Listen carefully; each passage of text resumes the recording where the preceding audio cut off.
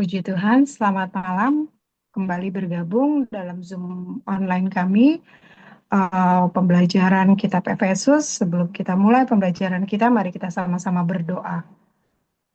Terima kasih Tuhan Yesus yang baik. Kami bersyukur dan bersyukur Tuhan untuk anugerah-Mu, untuk penyertaan-Mu yang luar biasa buat kami Tuhan Yesus. Kami boleh terus menjadi penikmat-penikmat anugerah-Mu Tuhan. Terima kasih Tuhan Yesus, dalam setiap musim hidup kami Engkau menyertai kami. Kami bersyukur dan bersyukur Tuhan. Kami mohon ampun selalu kepadamu Tuhan. Ampuni segala salah dosa kami dari setiap perkataan, pikiran, perbuatan kami Tuhan. Ampuni hidup kami. Kami sungguh percaya Engkau memberikan kami jaminan pengampunan Tuhan Yesus. Biar kami boleh meresponi dengan benar jaminan pengampunan yang Engkau beri Tuhan. Terima kasih Tuhan Yesus. Saat malam hari ini kami kembali memohon pimpinan-Mu, pertolongan-Mu Tuhan, dalam ibadah Zoom kami ini Tuhan. Tuhan berikan kami, Tuhan Yesus, kesehatian untuk sama-sama motivasi yang benar, untuk sama-sama belajar.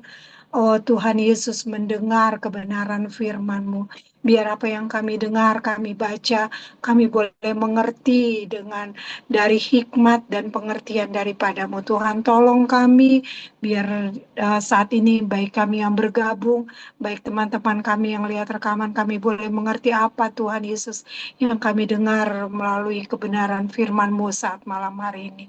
Kami sungguh percaya Tuhan, Kau mengurapi hamba-Mu. Lebih heran lagi Tuhan Yesus, biar apa yang hamba-Mu perkatakan semua daripada-Mu. Terima kasih Tuhan, terima kasih. Kami bersyukur dan bersyukur Tuhan Yesus. Dan kami peralaskan doa kami hanya dalam nama Tuhan Yesus Kristus. Haleluya. Amin. Puji Tuhan, saya akan bacakan Efesus 5 ayat 22 sampai 27. Hai istri, tunduklah kepada suamimu seperti kepada Tuhan. Karena suami adalah kepala istri, sama seperti Kristus adalah kepala jemaat. Dialah yang menyelamatkan tubuh. Karena itu, sebagaimana jemaat tunduk kepada Kristus, demikian jugalah istri kepada suami dalam segala sesuatu. Hai suami, kasihilah istrimu sebagaimana Kristus telah mengasihi jemaat dan telah menyerahkan dirinya baginya untuk menguduskannya sesudah ia menyucikannya dengan memandikannya dengan air dan firman, supaya dengan demikian ia menempatkan jemaat di hadapan dirinya dengan cemerlang, tanpa cacat atau kerut atau yang serupa itu, tetapi supaya jemaat kudus dan tidak bercela. Amin. Puji Tuhan.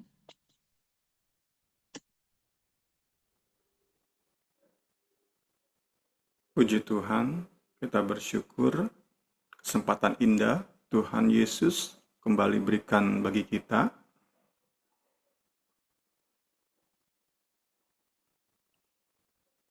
Sama-sama kita rindu dalami kebenaran firman Tuhan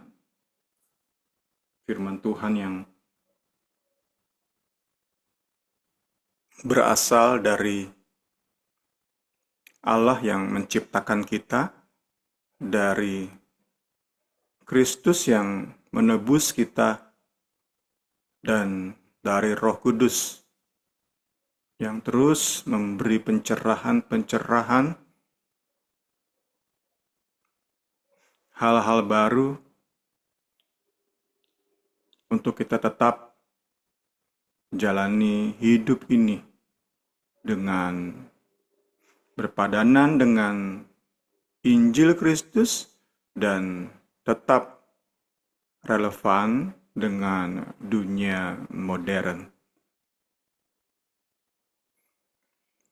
Kembali saya rindu awali dengan melihat latar belakang dari bahasan kita malam hari ini. Kita akan melihat malam hari ini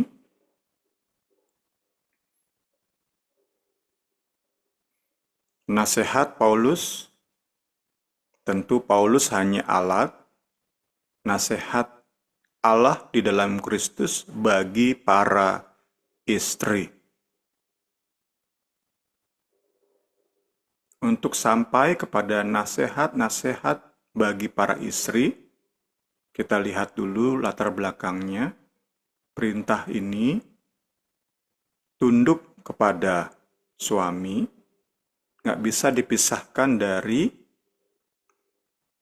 menjalani hidup berpadanan dengan panggilan, menjalani hidup konsisten dengan member kita di surga.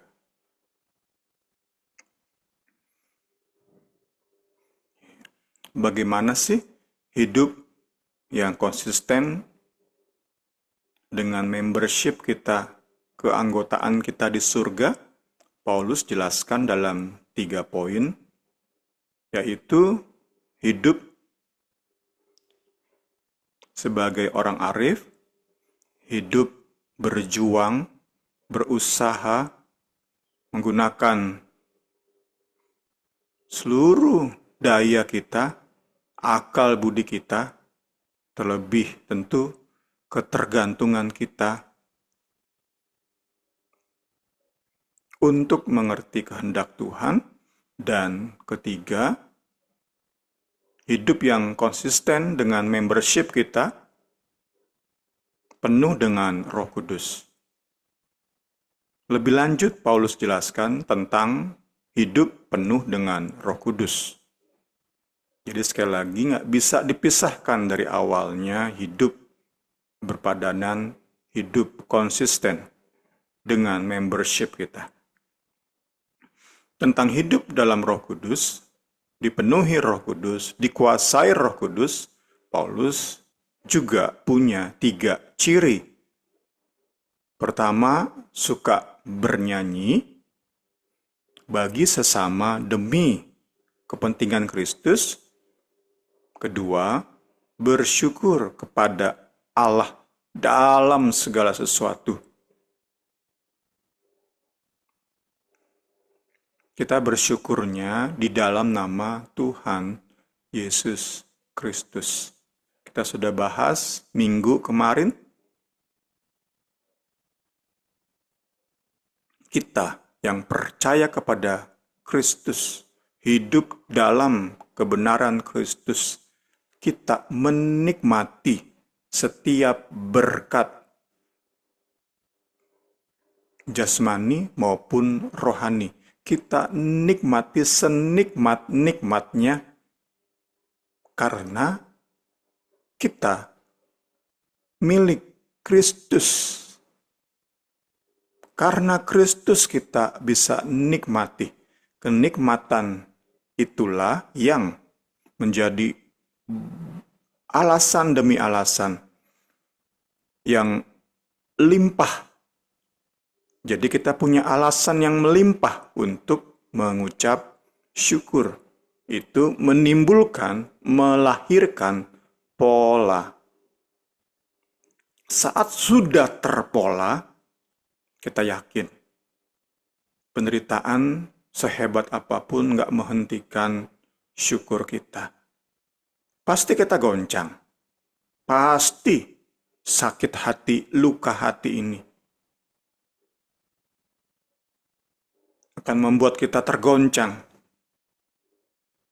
Untuk beberapa saat kita melihat ke atas dengan keraguan.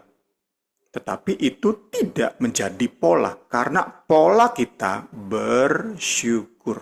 Karena kita sudah latih terus. Latih dan latih. Itu kita bahas minggu lalu tentang bersyukur. Ciri ketiga yang di dalamnya termasuk bahasan kita malam hari ini adalah tunduk. Lebih tepatnya, tunduk satu sama lain. Saling tunduk. Itu kata kunci bagi pembelajaran kita. Saling tunduk. Karena jika hanya tunduk, maka perintah untuk tunduk itu kita bisa simpulkan hanya buat istri. Tetapi syukur, ada kata one another, ada kata saling. ada kata satu sama lain. Itu kata yang melengkapi kata tunduk. Kata saling itu sungguh melengkapi perintah nasihat untuk tunduk. Sehingga kita nggak bisa menyimpulkan tunduk itu hanya buat istri. Karena ayat 21. Karena adanya ayat 21. Karena kehadiran ayat 21. Efesus 5.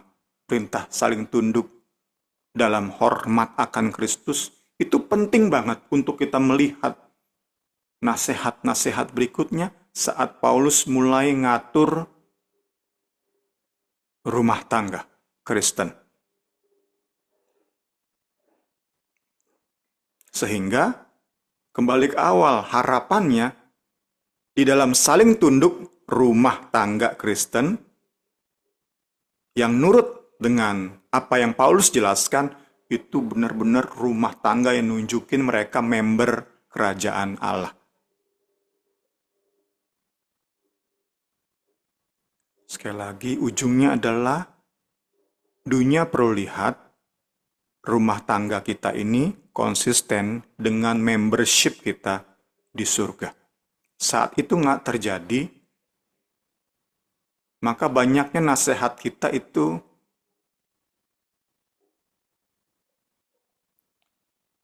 kurang. Nggak bisa kita katakan tidak, tetapi kurang berdampak. Kiranya kita bisa masuk kepada detail dari ayat demi ayat. Malam hari ini kita hanya bahas nasihat buat istri. Minggu depan baru nasihat atau perintah buat suami. Puji Tuhan.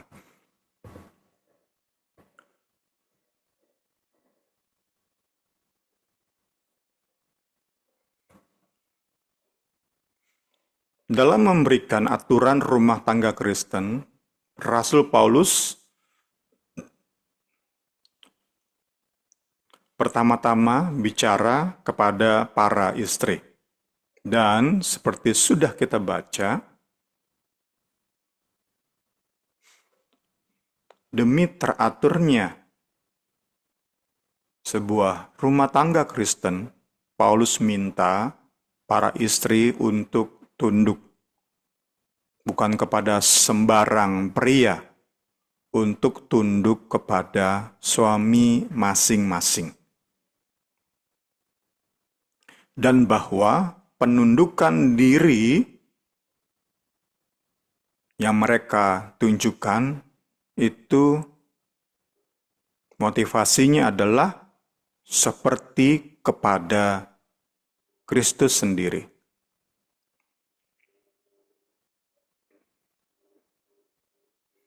Kenapa perlu tunduk? Karena Allah sendiri yang mendesain keteraturan ini.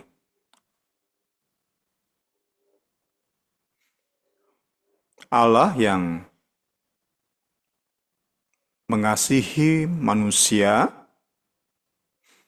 Ia mau kita menghidupi keteraturan tersebut. Karena dapat dipastikan tanpa kita hidupi keteraturan ilahi, sehebat apapun kita atur rumah tangga, itu takkan membuat keluarga kita konsisten dengan membership kita di surga.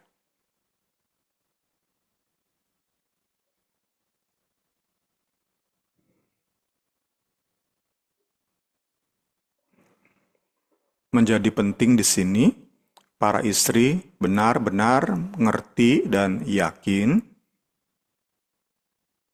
bahwa penundukan terhadap suami itu mendatangkan benefit atau berkah ilahi. Sehingga di dalam pengertian dan keyakinan tersebut, para istri gladly atau dengan senang hati tunduk kepada nasihat ini.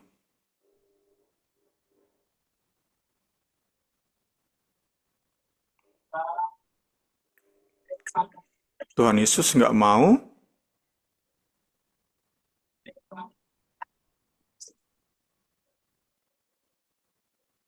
Tuhan Yesus tidak mau kita jalani, para istri jalani penundukan diri itu dengan keterpaksaan. Penundukan diri para istri bukan menghilangkan kehendak bebas para istri. Tuhan Yesus nggak mau para istri yang adalah umat tebusannya, pribadi-pribadi yang ia beli dengan darah yang mahal ini, kemudian tunduk kepada suami dalam keterpaksaan. Itu bukan cara Alkitabiah. Tuhan Yesus lewat Rasul Paulus sedang bicara kepada para istri dalam kebebasan mereka, dalam tanggung jawab mereka. Kita sudah bahas tentang bebas dan tanggung jawab di masa lajang dan pacaran, khususnya di sesi ke-8 dan 9 seingat saya. Saat kita bahas tentang batasan diri dalam berpacaran, kita sudah coba dalami di situ tentang kebebasan dan tanggung jawab. Hanya orang-orang dewasalah yang bisa menyeimbangkan keduanya. Itulah mengapa usia dewasa itu diwajibkan untuk suami dan istri, karena sudah tahap mengerti sesuatu sebelum memutuskan.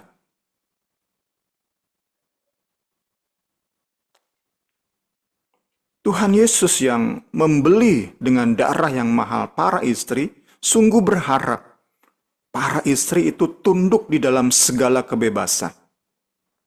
Bukan karena takut hukuman, bukan karena diintimidasi oleh suami, bukan penundukan semacam itu yang akan membuat rumah tangga kita sesuai dengan keanggotaan kita di surga. Di awal bahasan kita malam hari ini diingatkan bahwa Tuhan Yesus bicara kepada, lewat Rasul Paulus sedang menasihati kepada para istri yang bebas, yang bertanggung jawab. Dalam kebebasannya, para istri tahu saat aku bebas, tetapi dalam kebebasanku aku menolak keteraturan yang Allah berikan, ya siap tanggung resiko. Seorang istri yang serba mendominasi suaminya, kemudian merasa itu yang terbaik bagi dirinya dan rumah tangganya, dia nggak bertanggung jawab, dia hanya sekadar bebas. Tetapi seorang yang dewasa rohani sungguh mampu menyeimbangkan bebas sebebas-bebasnya dia, karena darah Kristus membebaskan dia dari dosa. Darah Kristus membebaskan sang istri dari status manusia kelas 2. Karena di dalam Kristus semua sama. Budak tuan, wanita pria, orang terikat, budak belian sama orang yang bebas sama. Mau orang kafir, orang Yunani di luar Yahudi, dan orang Yahudi sama. dalam kesetaraan ini, Tuhan mau mereka, para istri, ngerti peran mereka. Ngerti keteraturan, bahwa keteraturan ilahi ini yang terbaik bagi hidup mereka, bagi rumah tangga mereka, sehingga mereka dengan segala kebebasan mau tunduk kepada suami. Ini yang dibicarakan oleh Rasul Paulus.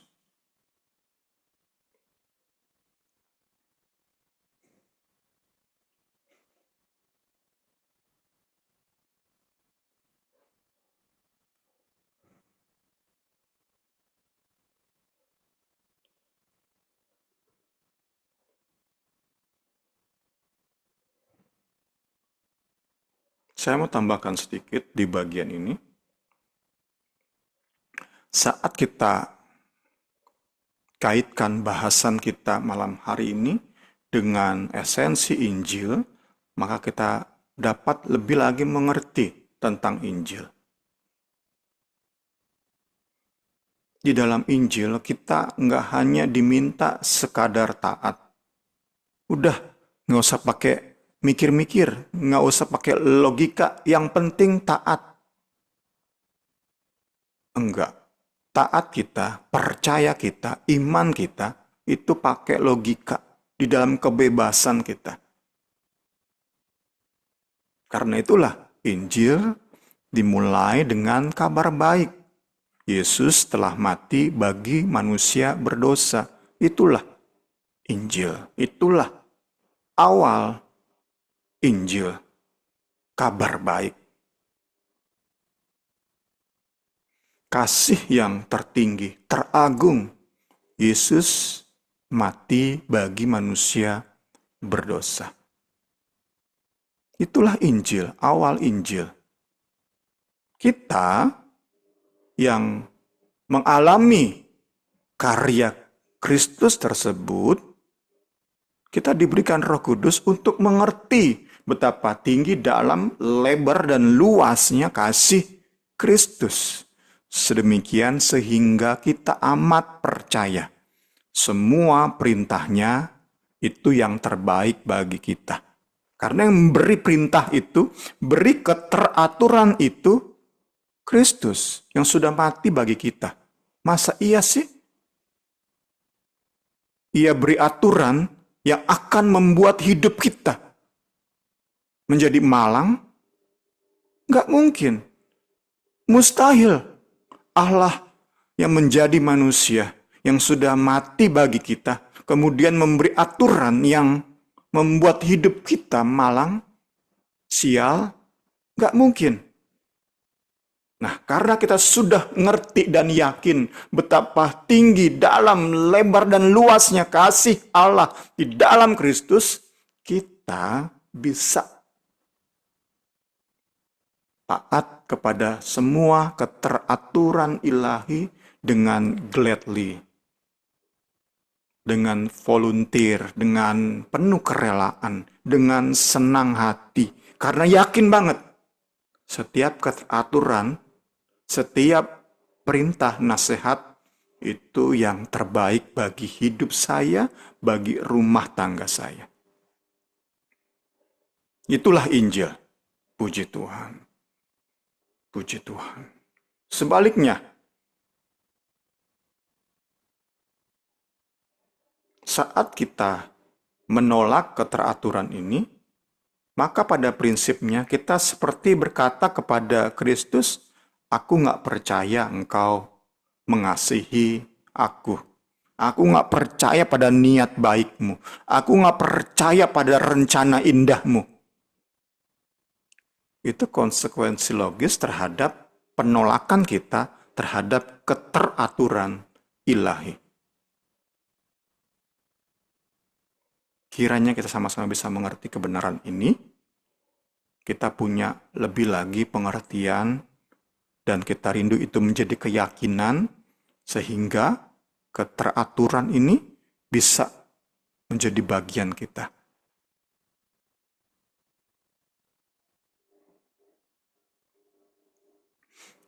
Para istri mau tunduk dengan segala kebebasan, tidak dalam intimidasi suami, tidak juga semata-mata karena takut akan hukuman ilahi. Dalam istilah tetangga kita, semata-mata karena takut azab sehingga tunduk kepada suami. Itu bukan yang Kristus mau. Kristus nggak mau para istri menghilangkan akal, budinya, pikirannya, logikanya, supaya bisa tunduk pada suami. Oh enggak.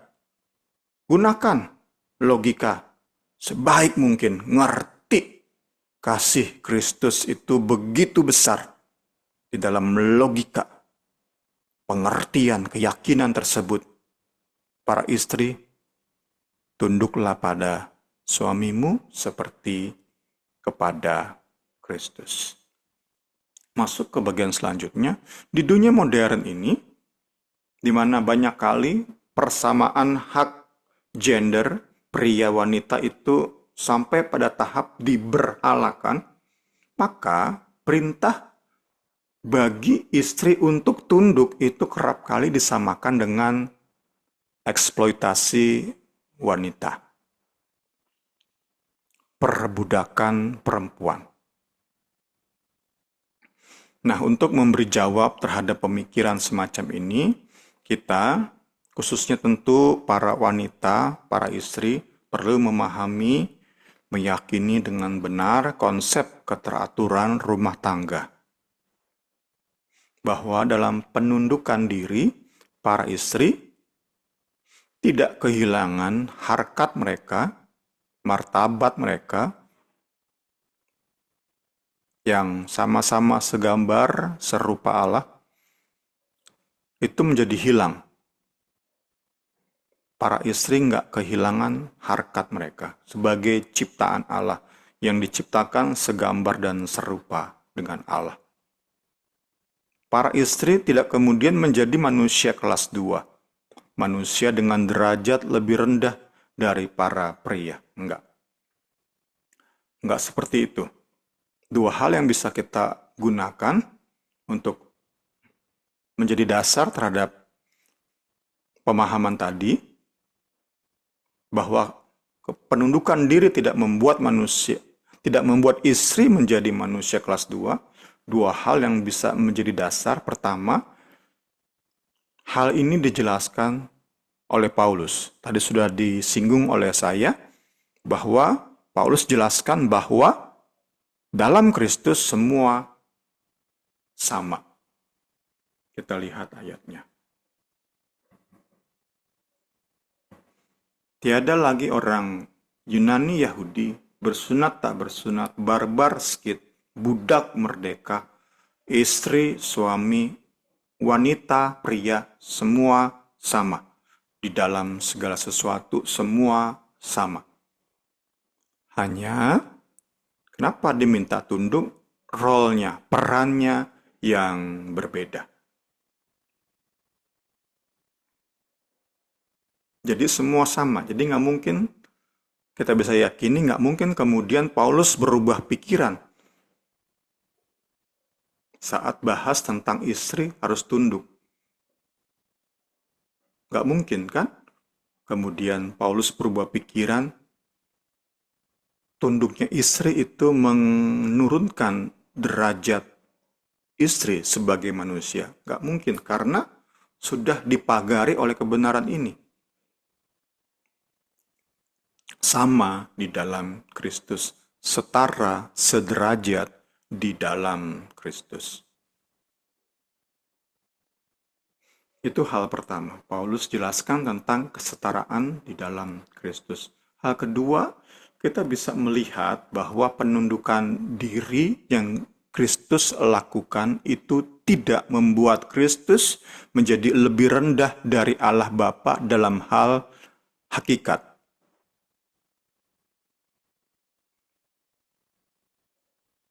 Kristus emang tunduk kepada Bapa. Tetapi kalau dalam segala sesuatu telah ditaklukkan di bawah Kristus, maka ia sendiri sebagai anak akan menaklukkan dirinya di bawah Bapa. Di bawah Dia yang telah menaklukkan segala sesuatu di bawahnya, supaya Allah menjadi semua di dalam semua. Saat dikatakan oleh ayat ini, Tuhan Yesus menaklukkan diri di bawah Allah Bapa, nggak berarti Tuhan Yesus itu bukan Allah. Enggak, tetap Tuhan Yesus Allah.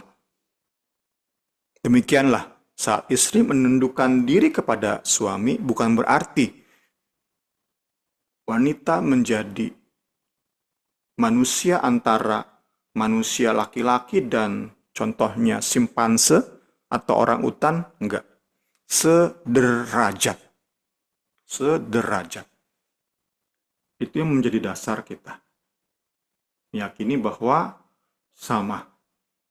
Istri diminta tunduk bukan berarti istri kemudian menjadi kehilangan derajatnya sebagai manusia atau mengalami penurunan derajat.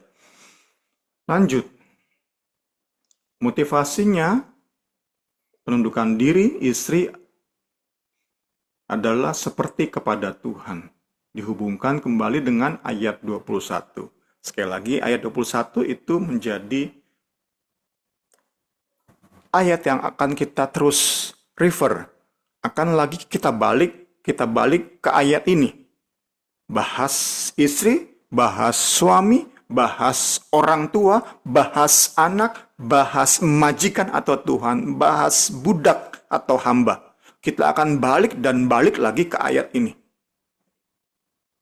Rendahkan diri, tunduk seorang kepada yang lain. Di dalam takut akan Kristus, itulah motivasinya. Seperti kepada Tuhan, Yesus, itu ayat 22, di ayat 21, di dalam takut akan Kristus. Dua hal itu saling menggantikan, saling menjelaskan. Dapat kita katakan, kita simpulkan, para istri taat karena hormat dan gentar mereka kepada Kristus yang telah berbuat begitu banyak bagi mereka. Itu yang dapat kita simpulkan dengan menggabungkan ayat 21 di dalam takut akan Kristus, 22 seperti kepada Tuhan Yesus Kristus. Sekali lagi, saat kita gabungkan ayat 21 di dalam takut akan Tuhan Yesus Kristus dengan ayat 22 seperti kepada Tuhan Yesus Kristus, kita dapati istri diminta tunduk bukan karena dipaksa, bukan diminta dengan menghilangkan kehendak bebasnya, dengan diminta untuk nggak usah pakai logika dan otak, tetapi mereka diminta tunduk di dalam sikap hormat, gentar, kagum, syukur kepada Kristus yang sudah begitu mengasihi mereka, yang sudah mengerjakan, mengaruniakan begitu banyak hal dalam hidup mereka. Kita lanjut ke ayat 23.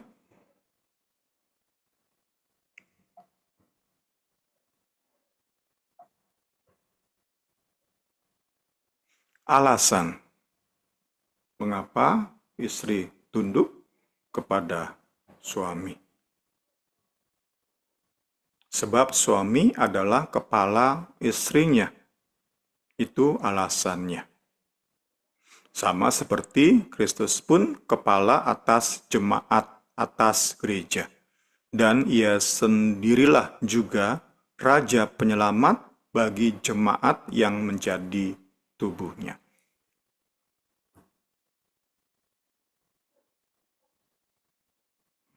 Ditegaskan di sini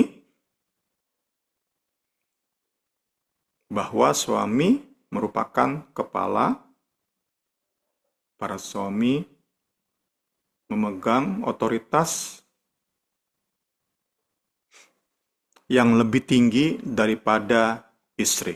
Tentu otoritas tertinggi Kristus, dan dalam keteraturan ilahi mengatur rumah tangga, suami kepala istri. Otoritas suami berada di atas istri. Apa dasar keteraturan ini?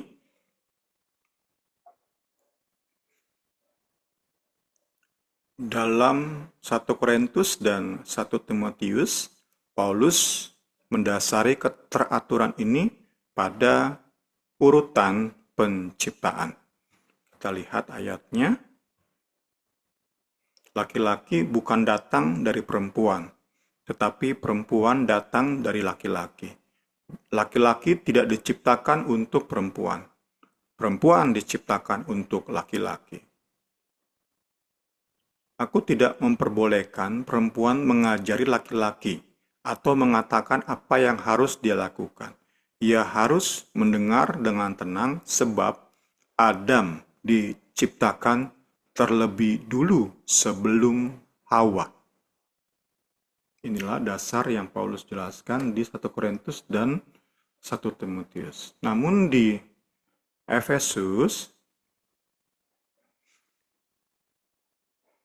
seperti sudah kita baca, sambil kita kembali baca ayat 23 dalam Efesus, penundukan diri istri karena suami adalah kepala, itu merupakan atau kondisi yang mencerminkan hubungan Kristus sebagai kepala atas jemaat. Hubungan Kristus dengan gereja. Tadi ya, coba kita ulang sedikit lagi. Kenapa suami otoritasnya lebih tinggi dari istri? Pertama, karena urutan penciptaan, suami lebih dulu diciptakan. Kedua, sesuai dengan Efesus,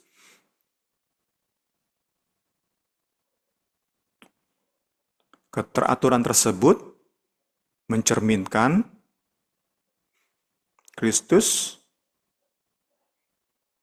memegang otoritas di atas gereja.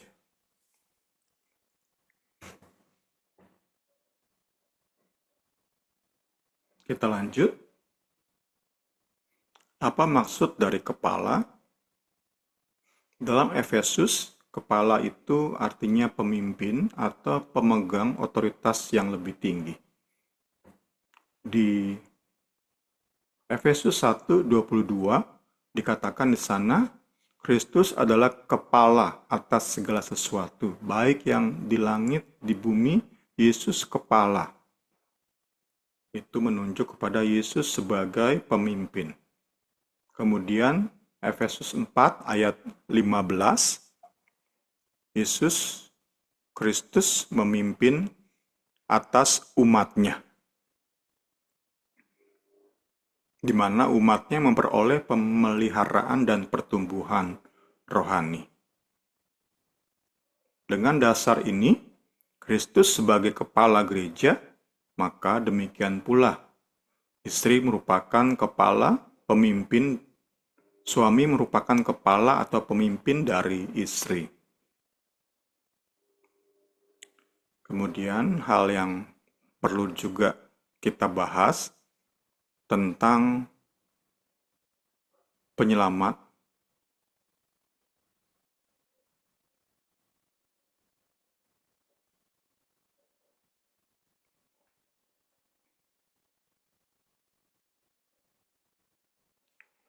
Penyelamat sebagai gelar muncul di ayat ini.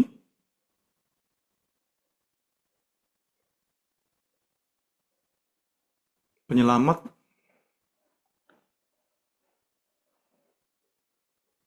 Kristus adalah penyelamat gereja.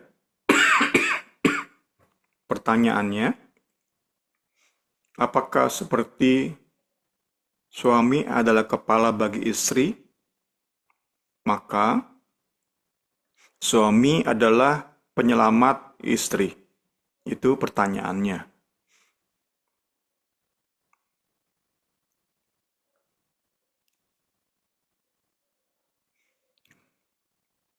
Tetapi klausa yang kita baca itu mengandung kata sendirilah. Kita sambil lihat lagi ayatnya, kata sendirilah ini yang menjadi penentu. Ia sendirilah juga Raja Penyelamat. Kata sendirilah inilah yang memberi kejelasan bahwa hanya Kristuslah penyelamat, juru selamat. Sedangkan suami bukan juru selamat istri. Tidak ada satupun manusia yang menjadi juru selamat. Hanya Kristus. Kemudian diterangkan selanjutnya, istilah penyelamat, juru selamat, yang muncul 24 kali dalam PB selalu menunjuk kepada Yesus atau Allah, nggak pernah kepada manusia. Ya, kita masuk ayat terakhir di malam hari ini. Ayat 24. Perintah bagi para istri diulang. Itu berarti Paulus sedang memberi penegasan. Penundukan diri istri merupakan hal yang penting, bahkan sangat penting. Karena itulah diulang. 22 sudah Paulus berikan perintah, 24 Paulus ulang.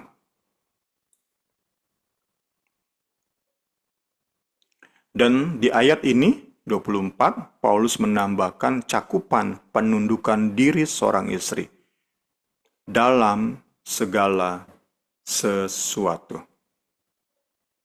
Karena itu sebagaimana jemaat tunduk kepada Kristus, demikian jugalah istri kepada suaminya dalam segala sesuatu.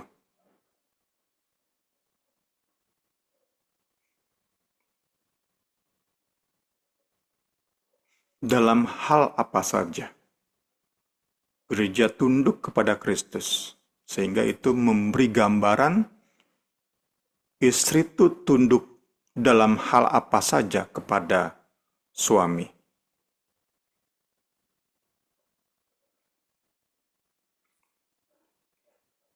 Di surat Efesus, dimulai dari ayat 1, pasal 1 ayat 22, Allah menempatkan segala sesuatu di bawah kekuasaan Kristus. Ia menjadikan Kristus sebagai kepala atas segala sesuatu bagi gereja. Allah di dalam anugerahnya telah memberikan Kristus bagi kepentingan gereja untuk menjadi kepala atas segala sesuatu. Kita coba simak ayat ini. Allah menempatkan segala sesuatu di bawah Kristus sebagai pemegang otoritas tertinggi,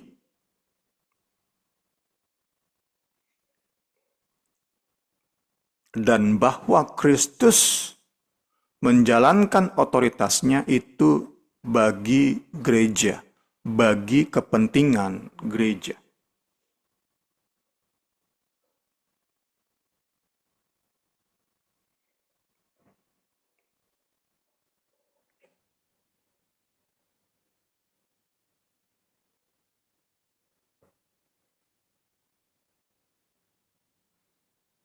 Tentu gereja yang tadi ya, dengan akal sehatnya di bawah pimpinan Roh Kudus, ngerti banget, yakin banget Allah di dalam Kristus sangat mengasihi gereja, umatnya, maka dengan senang hati gereja menundukkan diri kepada otoritas Kristus.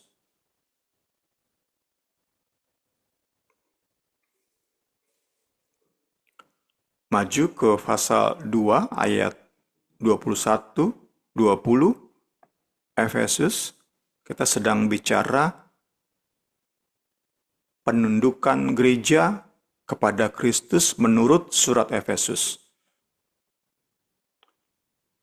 Di dalam penundukan diri gereja, dimensi lainnya adalah gereja itu memandang Kristus dengan penuh syukur, penuh kagum, bangga, juga penuh harapan, permintaan, ketergantungan. Itulah postur gereja dalam penundukan diri. Memandang Kristus, syukur banget aku diselamatkan. Bangga banget punya juru selamat yang memberikan segala-galanya bagi umatnya. Kemudian dalam ketergantungan, penuh pengharapan, yakin banget hanya Kristuslah sumber segala-galanya yang bisa membuat hidup ini berarti bermakna, yang akan memampukan umatnya jalani kehidupan di dunia ini sampai di surga, berjumpa dengan Dia. Di dalam pandangan inilah, mata yang tertuju kepada Juru Selamat inilah, terjadi yang namanya progres dalam pengudusan. Itu pasal 2 ayat 20-21. Kalian orang percaya adalah seperti bangunan yang didirikan di atas dasar para rasul dan nabi. Yesus Kristus sendirilah merupakan batu yang terpenting pada bangunan itu. Seluruh bangunan itu disatukan di dalam Dia, dan Ia membuatnya bertumbuh menjadi bait kudus bagi Tuhan.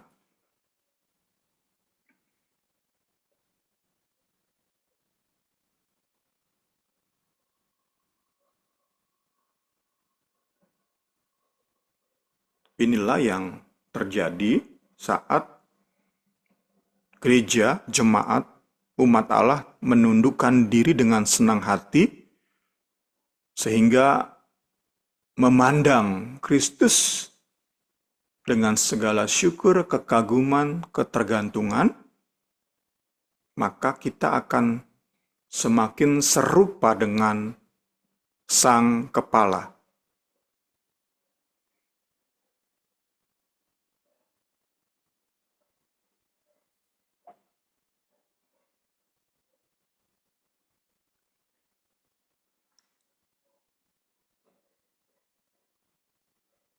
Dalam pandangan yang penuh ketergantungan ini, kitab Efesus juga menjelaskan bahwa kita learn from Christ. Bahkan learn Christ, kita mempelajari Kristus, bukan hanya dari Kristus, bukan hanya perkataannya, tetapi segala sesuatu tentang Kristus itu kita pelajari. Dan di dalam pelajaran tersebut, hidup kita dibentuk oleh pribadinya, oleh perkataannya. Itulah bagaimana Paulus di dalam surat Efesus menjelaskan penundukan diri gereja kepada Kristus. Penundukan diri gereja kepada Kristus. Karena itu, sebagaimana jemaat tunduk kepada Kristus, demikian jugalah istri kepada suami dalam segala sesuatu. Saat kita bisa melihat penundukan gereja kepada Kristus, maka kita dapat PR yang luar biasa. Karena saya dapati sangat-sangat sulit untuk temukan istri yang memandang suami seperti gereja memandang Kristus. Karena jika mengikuti standar ayat ini, maka suami itu harus benar-benar menjadi perwakilan Kristus. Seperti Kristus itu lebih dulu memuaskan hidup suami, mendewasakan, memproses hidup suami, sehingga istri itu bisa memperoleh hal-hal yang suami sudah nikmati dari Kristus, terima dari Kristus. Dan itu sebuah standar yang amat sangat tinggi. Tentu kita akan lihat minggu depan betapa beratnya tentu menjadi seorang suami yang mengikuti standar rumah tangga sesuai dengan atau konsisten dengan membership kerajaan Allah. Ya, terakhir di malam hari ini tentang segala sesuatunya. Dalam segala sesuatu itu apa sih maksudnya? In everything. Dapat diartikan dalam segala sesuatu itu segala aspek kehidupan istri. Jadi nggak ada no part of her life, tidak ada bagian dari hidup istri yang berada di luar cakupan hubungannya dengan suami. Tak ada bagian dari hidup istri yang berada di luar cakupan penundukan dirinya kepada suaminya. Tapi tadi sudah di awal kita singgung bahwa semua itu terjadi dengan gladly, dengan volunteer. Senang hati, rela hati. Dan kembali ke ayat 21, motivasinya adalah takut akan Kristus, hormat, gentar akan Kristus.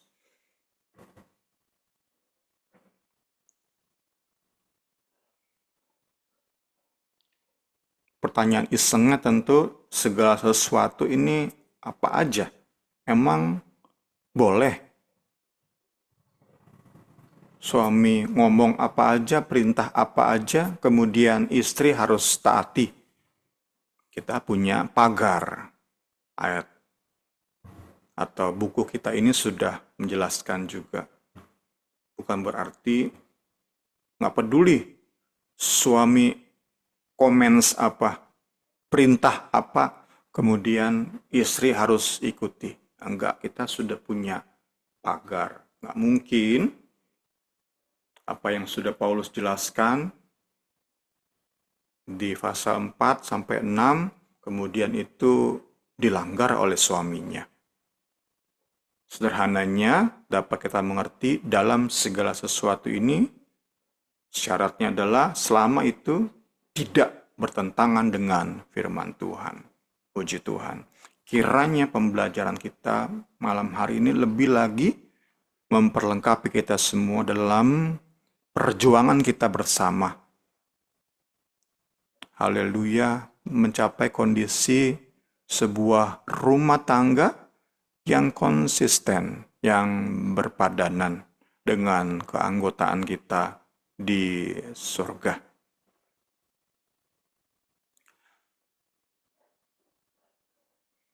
Ada satu bagian yang saya lupa. Ya.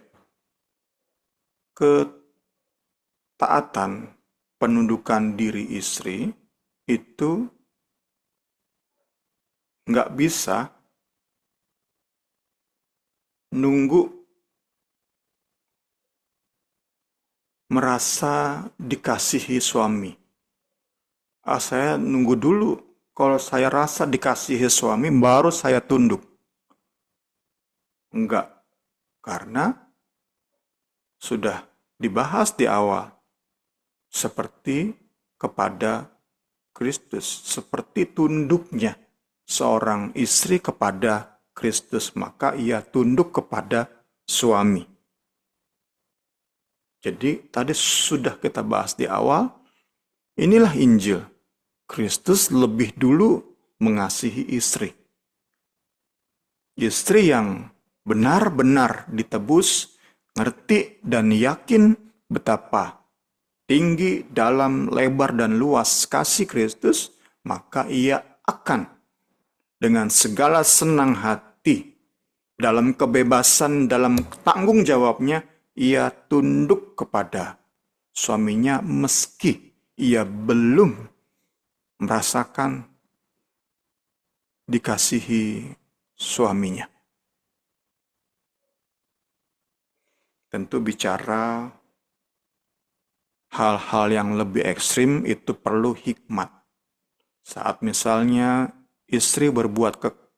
suami berbuat kekerasan, ini tentu sudah kasus yang lain. Sudah kasus yang lain. Tetapi dalam bahasan kita, nggak bisa istri berkata, aku nunggu aku merasa dulu dikasihi suami, baru aku mau tunduk. Enggak, itu bukan yang diminta oleh Paulus, oleh firman Allah lewat Paulus. Enggak.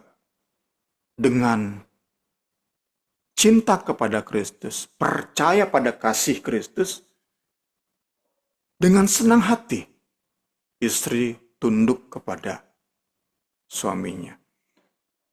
Puji Tuhan, kiranya pembelajaran kita memberkati kita semua. Saya serahkan kembali kepada Ibu Rini.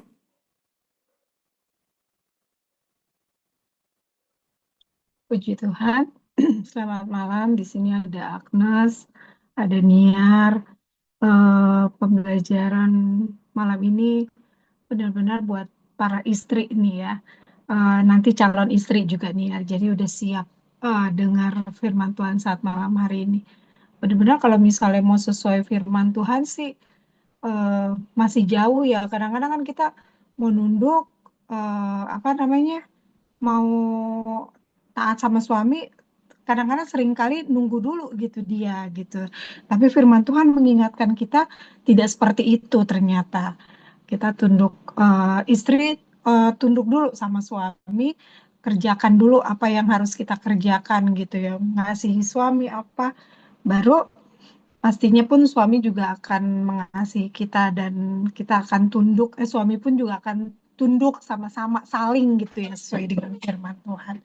Ya, itu dari saya, mungkin dari Agnes, mungkin mau berbagi, Nas. Belum, Karin. Oke, udah nunduk banget soalnya ya, Nas ya. Eh, Mungkin dari Niar, ada pengalaman atau apa gitu, Niar, boleh berbagi saat malam hari ini? Belum, Karini. Makasih, Bu. Oke, nah, makasih ya.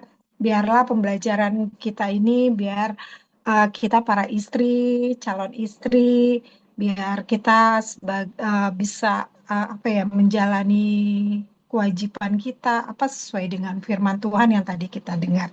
Puji Tuhan, kita akan tutup pembelajaran kita malam hari ini. Nanti Agnes yang berdoa ya, Nas.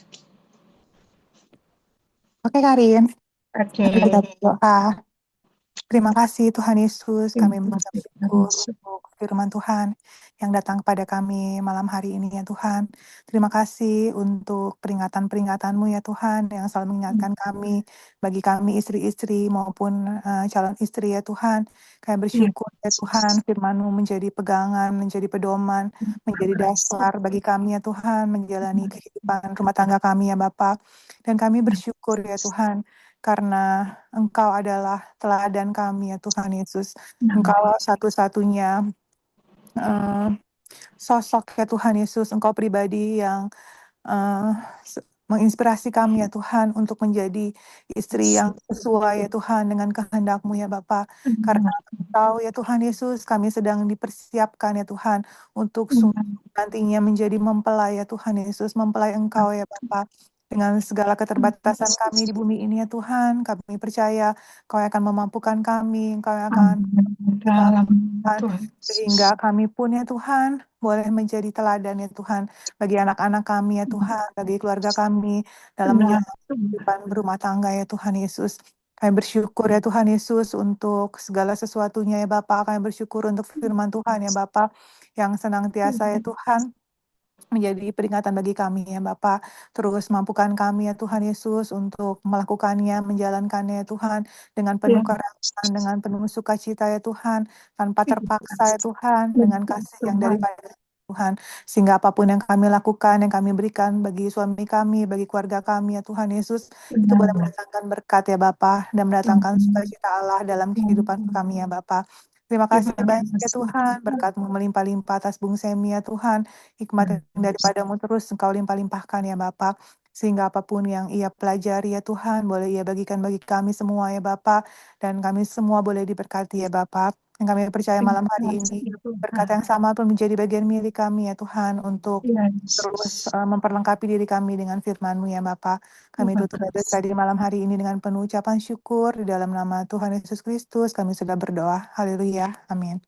Amin. Makasih Agnes, makasih Niar. Ya, Bung Sam. Baik, Kak Ari. Terima kasih, Kak. Ya, selamat malam.